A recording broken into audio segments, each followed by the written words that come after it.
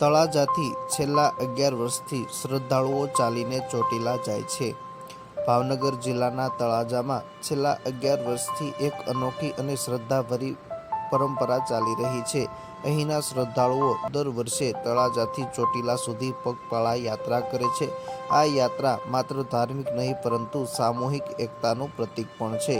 તળાજાથી ચોટીલાનું અંતર લગભગ 180 થી 200 કિલોમીટર જેટલું છે।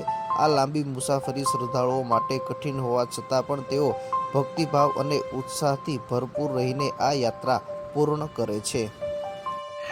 હું ભાવેશભાઈ મકવાણા તળાજાથી ઉગતા પોરના મેડીમાના મંદિરેથી અમે દર વર્ષે લગભગ 11મું વર્ષ હશે અમારું।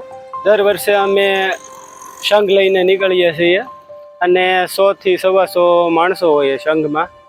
અને કોઈ માનતાવાળા હોય તો બધાની માનતા આમાં પૂરી થઈ જાય, એવી રીતે ભાવથી અમે સંઘ લઈને મંદિરેથી નીકળીએ છીએ।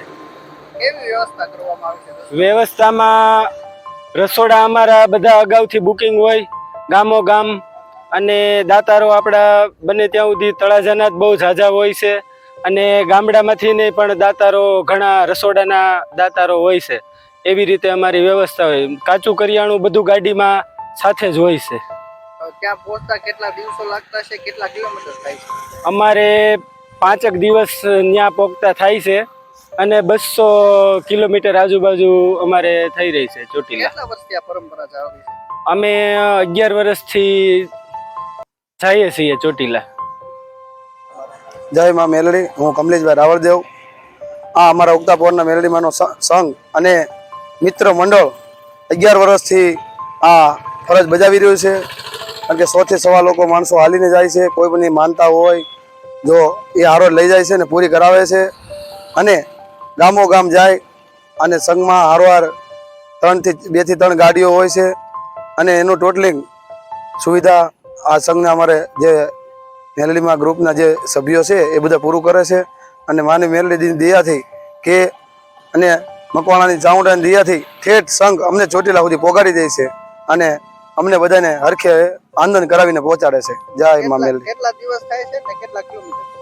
200 કિલોમીટર જેવું થાય છે, અને 5 દિવસથી 5.5 દિવસ જેવું થાય છે। અને બીજા મતલબમાં કે અમે જઈએ છીએ હરખે જાય છે ને હરખે આવીએ છીએ, માં ચાઉંડા લહેર કરાવે છે।